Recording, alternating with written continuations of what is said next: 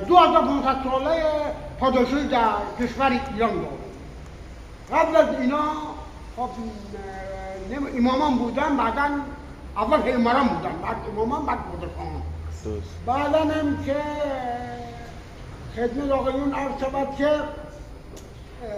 پادشاهان قاجار 7 بودن. نامگری شاه و آبادی شاه و رضا شاه و 135 سال در ایران حکومت کردن جهان قاجار.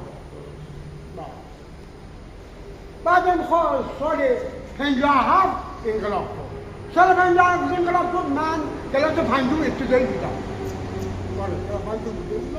بعدم تا عید مدرسه تعطیل بود دیگه.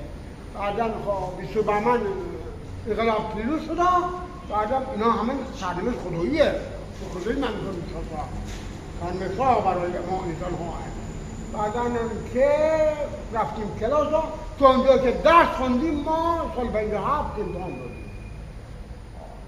5 ابتدایی بودیم. من کلاس 5 مردود شدم. دوباره 2 سال کلاس 5 درس خوندم. باز سوم راهنماییم 2 سال کلاس 9. کلاس 5 هم 2 سال، کلاس 9 هم 2 سال. با چی میرفتیم مدرسه؟ ما پیاده دیگه. پیاده. در کفش